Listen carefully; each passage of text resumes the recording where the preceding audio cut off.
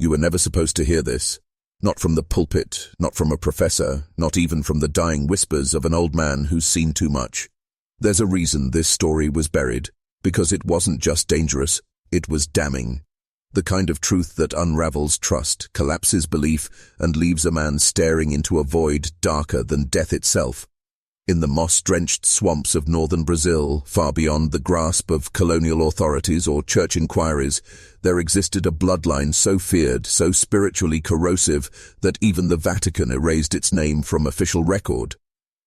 They were known only in whispered tones as the Sangue Escuro, the blood dark. They didn't build temples, they didn't ask for followers, they demanded obedience to a god you've never heard of, and a doctrine older than Christianity itself. It began in the 1600s. The colonial age was in full swing. Portuguese slavers and Jesuit missionaries scoured the Amazon, enslaving native tribes and baptizing by fire. But among the dense foliage and silent rivers, they encountered something they could neither convert nor kill. A family. Not indigenous, not European, something in between. Records suggest they arrived on a ship that never docked. No manifests, no survivors, just a burned-out hull found floating near São Luís in 1631. From its ashes emerged a patriarch, Leandro Escuro, a man with eyes the color of ash and a voice like crushed glass. He claimed to be a priest, but his rituals, were older than Rome. He took no land, yet the forests withered where he walked. He built no church, yet villagers said the trees bent toward his voice. He baptized not with water but with blood, and within a decade he had created a dynasty, not of faith, but of dominion. They called themselves Custodios da Dor, keepers of pain. What came next would make the Inquisition look merciful. The Sangue Escuro didn't preach salvation, they taught reversal, that suffering wasn't a test of faith. It was the faith that to suffer was to awaken, to embrace agony was to unlock power, that the blood remembers. And theirs remembered everything. Because the Escuro doctrine didn't come from heaven, it came from something buried beneath it. And tonight, you'll finally know why the world tried to forget. Now lean in. This is the descent you've been waiting for. The first recorded encounter with the Sangue Escuro wasn't written by a missionary, but by a mercenary. Father João Cardoso, a Portuguese priest-turned-inquisitor, was dispatched in 1643 to investigate growing reports of heretical rites deep in the Maranhão jungle. He never returned. What we know comes from his final journal, discovered water-damaged and blood-stained, buried inside a hollowed tree trunk by a native boy who would later go blind. The journal opens with a single sentence scratched violently into the first page. I have seen a mass not meant for men. Cardoso described a village of silence. No birds, no insects, only a low, pulsing hum, as if the earth beneath him was breathing. The Escuro compound was built around a circular altar made of black stone that emitted heat even at night. No fire, no light source, just radiating warmth, like flesh. He claimed their liturgies began at dusk and ended only when the first light dared cross the jungle. There were no hymns, only rhythmic breathing. No sermons, only tongues older than Latin.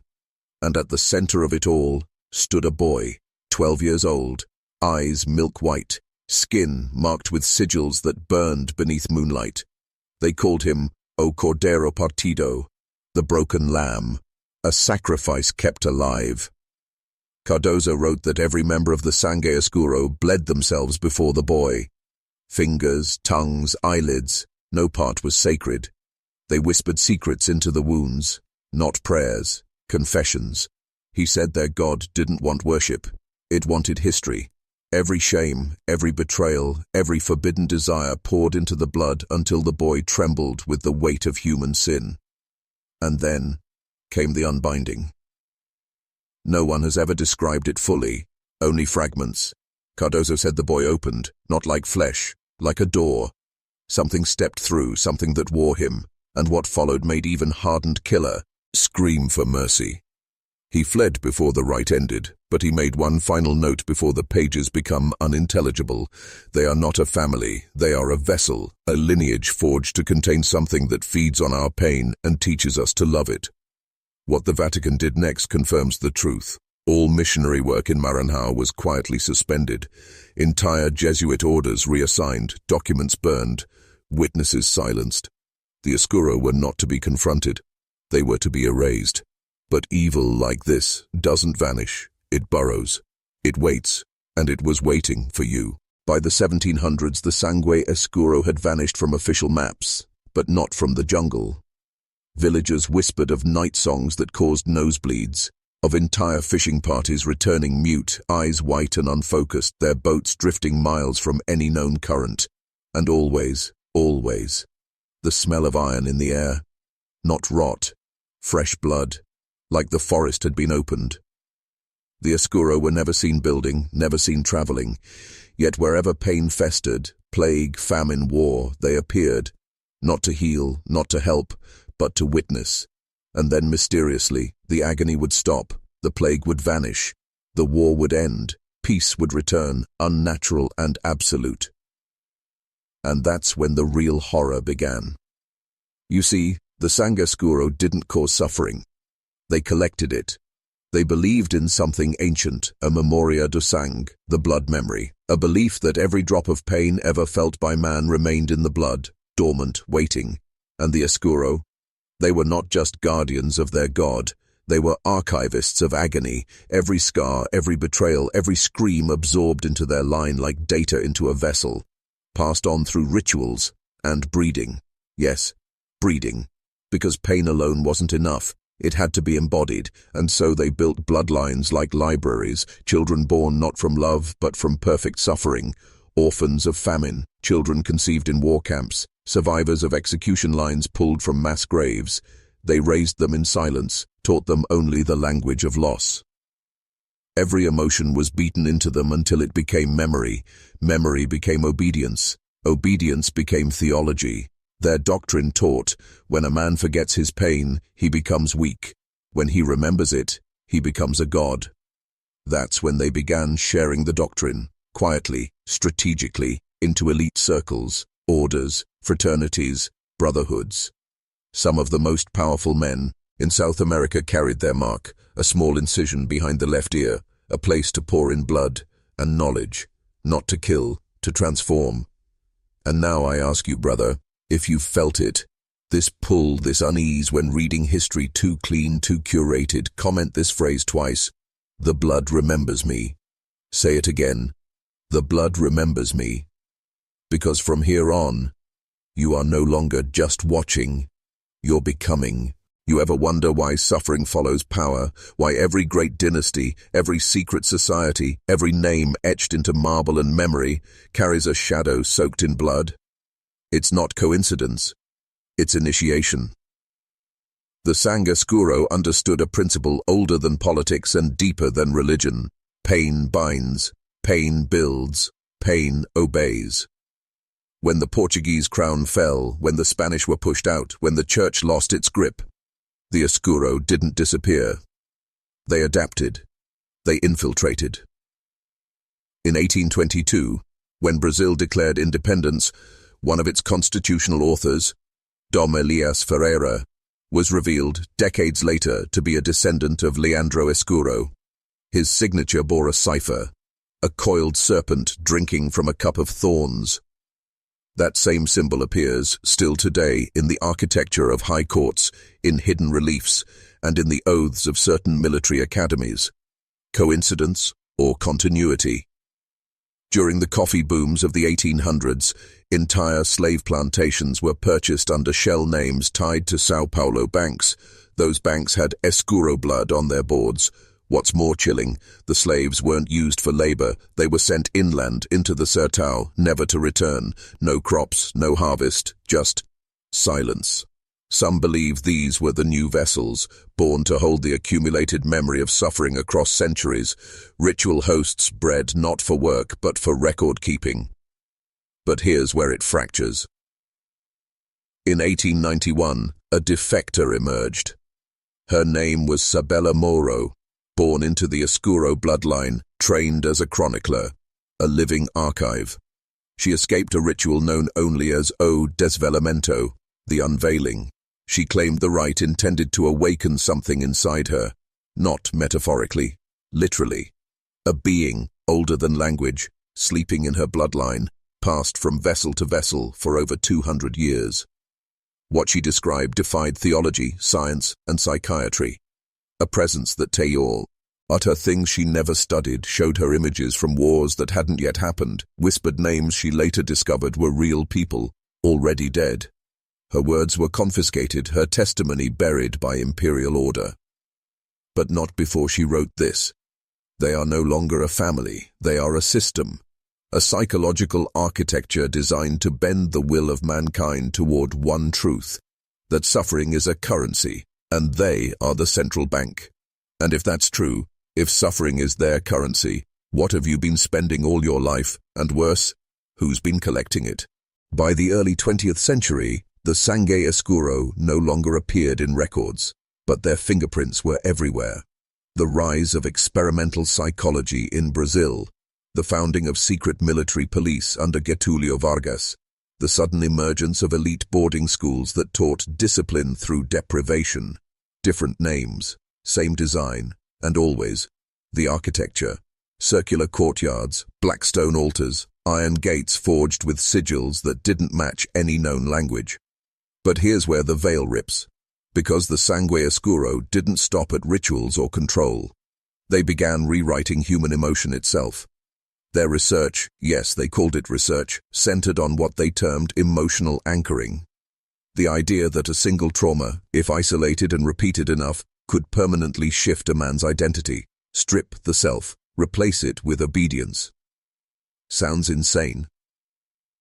Then explain this. In 1934, during a rehabilitation program run by the National Department of Moral Education, dozens of boys aged 12 to 17 were subjected to isolation, beatings, and sensory deprivation. No books, no sunlight, just scripture. One book, handwritten, no title, just a symbol. A serpent drinking from thorns. Within 4 months, those boys, once violent and unruly, became eerily compliant, not quiet, empty. They referred to themselves not by name, but by number. They didn't ask questions, they didn't cry, they didn't blink. And one of them, years later, would become a minister of education in Brazil. Another, a judge who ruled over psychological reformation programs in Sao Paulo. The third, disappeared, but his file ended with a single line, transferred to Escuro Protocol, Maranhão, the same region where it all began. What were they building? A new kind of man, not spiritual, not political, programmable, men without fear, men who understood obedience as divine, men who, pain had been ritualized into power, and it spread, quietly, globally. By the 1950s, Escuro symbols appear in psychological warfare manuals used by both American and Soviet Black Ops units. Coincidence or convergence? Ask yourself this. How much of your behavior, your beliefs, your pain is truly yours? How many times have you felt broken, defeated, only to be told that suffering made you stronger? Did it? Or did it make you more compliant? The Sangue Escuro weren't prophets. They were engineers of the soul. And brother, they might have already gotten to you. Let's stop pretending this is just history. The Sangue Escuro didn't vanish. They rebranded. And in the age of data, they no longer needed jungles or rituals. They needed screens, algorithms, us. What used to take years of bloodletting and isolation, they can now accomplish in minutes, through curated pain, outrage, and despair. You think you're scrolling memes, you're not. You're confessing. Every fear you share, every trauma you repost, every humiliation you relive for likes, you are feeding them. Modern trauma isn't accidental, it's engineered. They've learned how to digitize emotional anchoring. A single image, a single sound, a single phrase, repeated, injected into your dopamine cycle until your pain becomes a brand, a product, a tool. It's no coincidence that depression, anxiety, and identity confusion exploded alongside personalized content feeds. Because now the blood doesn't need to spill from your veins, it spills from your mind. And what do they do with it? They harvest it. Every tear, every panic attack, every night you stare into the void wondering if you matter, is data. And data is ritual now. Escuro cults don't wear robes anymore. They wear suits, run think tanks, design behavior models for governments, corporations, defense departments. They don't chant in Latin. They run ads in perfect cadence, rhythmic, hypnotic, disguised as help. Struggling, feeling lost, join us, buy this, take that, be healed. But you're not healed, you're hooked. Because healing isn't the goal, dependence is. They want a society of fractured men, men who associate identity with pain. Because broken men are pliable. They don't rebel, they submit. So I ask you now, as someone who's been listening, not just hearing, are you a vessel or are you a vault? Because the Escuro are betting you'll stay soft, confused, hungry for meaning. But if you've made it this far, maybe, just maybe, you're not their prey. Maybe you're what they fear. A man awakening, one who feels the old code stirring. The blood, remembering. There's a reason they've tried to bury this, a reason they smear conspiracy on every truth wrapped in shadow. Because the real secret isn't that evil exists, it's that you were built to contain it. The Sangue Escuro never worshipped darkness, they channeled it. They taught that pain wasn't punishment, it was programming. And the final phase? Possession by clarity. Yes, clarity. The terrifying, unfiltered truth that we were not meant to be passive, pleasure-chasing animals. We were meant to carry fire, endure hell, and come out transformed. They call this heresy, madness, extremism. But look around, every institution that promised to protect you, compromised, every figure who claimed to guide you, scripted. They don't lead, they leech. Because once you awaken to the system, you can never unsee it. You start noticing the symbols, the silence behind certain tragedies, the repetition of emotional triggers dressed up as news, as entertainment, as life. And then you understand the final truth. The Sangue Escuro were not villains. They were architects. And though their methods were horrific, their insight was pure. A man who does not know his pain will always serve someone else's purpose. That's why they tested, tortured, and transformed. Not just to break, but to reforge. So now the choice is yours. You can close this window, pretend it's a story, return to numbness, or you can mark this moment, the day the blood remembered. Because if you felt the tightening in your chest, if your hands are cold, your pupils dilated, that's not fear, that's recognition. You've seen the pattern, you've heard the hum behind history, you've tasted the truth, and now it's your turn. You don't need a robe, you don't need a ritual, all you need is to remember. The pain was never random, the silence wasn't empty, the suffering wasn't the end. It was the initiati. Boom. And you were always meant to rise from it. So if you've made it this far, comment the phrase again. The blood remembers me. Say it like a vow, a warning, a weapon. Because now, you are the vessel. And it's your story they're afraid of, not theirs. Not anymore. Welcome to the deeper layer, the one they can't erase. The black pages of history are now yours to write.